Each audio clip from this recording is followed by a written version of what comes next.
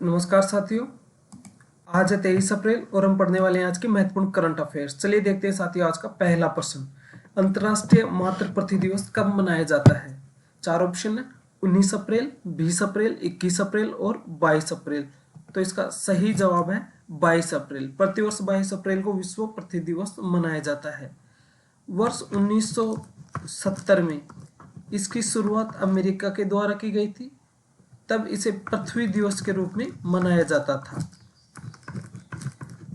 वर्ष 2009 में संयुक्त राष्ट्र संघ ने इसे अंतर्राष्ट्रीय मातृ पृथ्वी दिवस के रूप में घोषित कर दिया। उसके बाद से यह प्रतिवर्ष अंतर्राष्ट्रीय मातृ पृथ्वी दिवस के रूप में मनाया जाता है।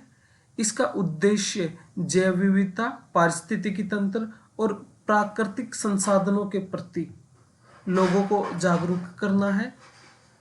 बढ़ते पर्यावरण प्रदूषण और नए नए प्रदूषणों से पृथ्वी को बचाना और इस पृथ्वी पर जीवन चक्र के रूप में जो भी जीव शामिल है, इंसान, जीव जंतु, पेड़ पौधे, इन सभी का संरक्षण करना इसका मुख्य उद्देश्य है। लोगों को इसके प्रति जागरूक करना इसका उद्देश्य है। भारत इस पहल में अपनी भूमिका ग्रीन स्किल डेवलपमेंट GSDP के माध्यम से स्वच्छ वायु कार्यक्रम, राष्ट्रीय स्वच्छ वायु कार्यक्रम और प्लास्टिक प्रदूषण पर नियंत्रण के माध्यम से इसमें भारत अपना सहयोग कर रहा है। अब देखते हैं साथियों अगला प्रश्न।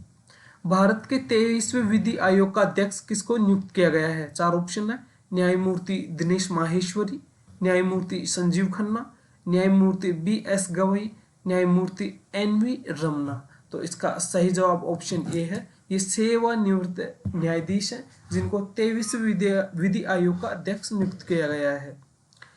1 सितंबर 2024 को 23वें विधि आयोग की स्थापना की गई थी और इसका कार्यकाल है 31 अगस्त 2027।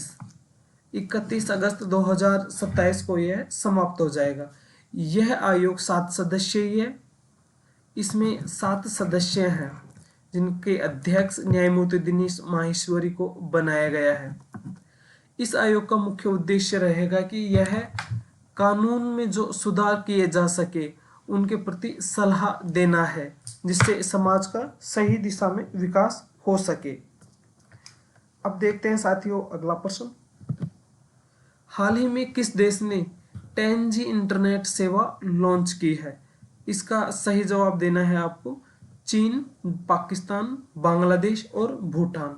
तो इसका सही जवाब है चीन। चीन ने हाल ही में 10G इंटरनेट सेवा लॉन्च की है, जबकि भारत 6G लॉन्च करने की तैयारी कर रहा है। ऑप्शंस में देखते हैं। पाकिस्तान के पास अभी ये क्षमता नहीं है, बांग्लादेश के पास भी नहीं है और भूटान के पास भी नहीं है। इन तीनों ही देशों के पास ऐसा इंफ्रास्ट्रक्चर नहीं है कि वो 10G इंटरनेट सेवा लॉन्च करे। यहाँ भारत ही खुद अपनी 6G लॉन्च करने के बारे में सोच रहा है और चीन ने अपना 10G इंटरनेट सेवा लॉन्च भी कर दिया है। यह भारत के जो इंटरनेट है उससे 100 गुना ज़्यादा फास्टर है, 100 गुना ज़्यादा तेज है चीन का इंटरनेट इस वक्त। अब देखते हैं अगला प्रश्न साथियों। वर्ष 2025 के लिए Wisden cricketer of the year कौन बना है? जसप्रीत बुमराह, स्मृति मंदाना, A एवं B या इनमें से कोई नहीं? तो आप तस्वीर में देखते हैं, ये तो है जसप्रीत बुमराह और ये स्मृति मंदाना। ये भारतीय वुमेन्स क्रिकेट टीम की महिला क्रिकेटर है, जबकि जसप्रीत बुमराह भारतीय पुरुष टीम के बॉलर हैं, मुख्य बॉलर है। इनको Wisden cricketer of the year का पुरस्कार दिया गया है वर्ष 2025 के लिए। अब देखते हैं साथियों अगला प्रश्न।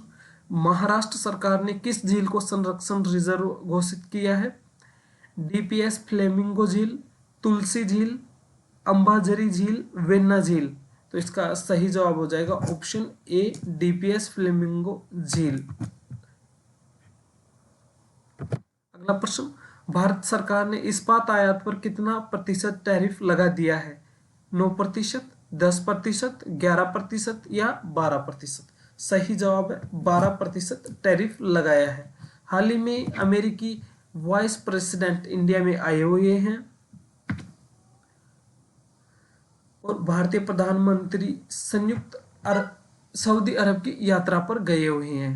इस बीच चीनी राष्ट्रपति ने यह कहा था कि अगर कोई भी देश यूएसए के साथ ट्रेड डील करेगा तो उसको गंभीर परिणाम भुगतने पड़ेंगे। इसी के जवाब में शायद भारत ने 12% टैरिफ इस्पात के आयात पर लगा दिया है। इसका बड़ा फर्क चीन से आने वाले इस्पात पर पड़ेगा, क्योंकि चीन ही विश्व में सबसे ज्यादा इस्पात का निर्यातक देश है। अब देखते हैं साथियों अगला प्रश्न, हाल ही में केंद्र सरकार ने प्रवर्तन निदेशालय में कितने विशेष निदेशकों की नियुक्ति की है? 2, 3, 4 या 5? तो इसका सही जवाब हो जाएगा 2, ईडी, प्रवर्तन निदेशालय, ईडी। इसमें 5 विशेष डायरेक्टरों की नियुक्ति की गई है। अगला प्रश्न साथियों, Laureus world sportsman of the year का खिताब किस खिलाड़ी ने जीता है? 4 ऑप्शन है, मोंडो डुप्लांटिस, सुनील छेत्री, आकाशदीप, गगन नारंग। तो इसका सही जवाब हो जाएगा ऑप्शन ए, मोंडो डुप्लांटिस। ये स्वीडन के खिलाड़ी हैं।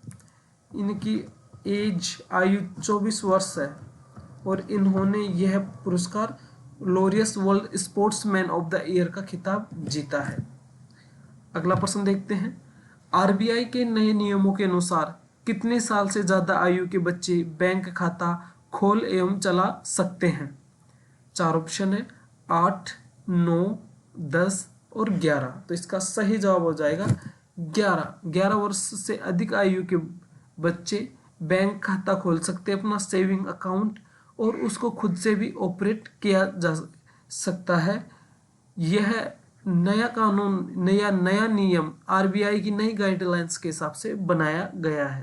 अगला प्रश्न, कंपटीशन कमीशन ऑफ इंडिया को गूगल कितने करोड़ का भुगतान करेगा? 4 ऑप्शन है, सही जवाब ऑप्शन डी है, 20.24 करोड़ का भुगतान यहाँ पर Google CCI competition commission of India को करेगा।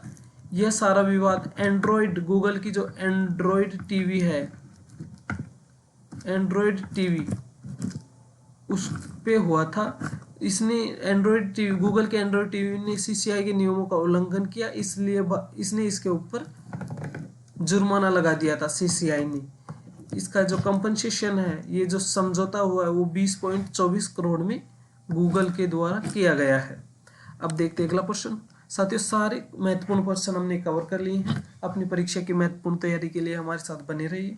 भास्कर कोचिंग नाम से हमारा यूट्यूब चैनल है और इसी नाम से हमारा टेलीग्राम चैनल है। अगर आपको इस क्लास की पीडीएफ चाहिए तो आप टेलीग्राम को ज्वाइन कर लें। अब मिलते हैं साथियों अगली क्लास में। तब तक के लिए जय हिंद, जय भारत।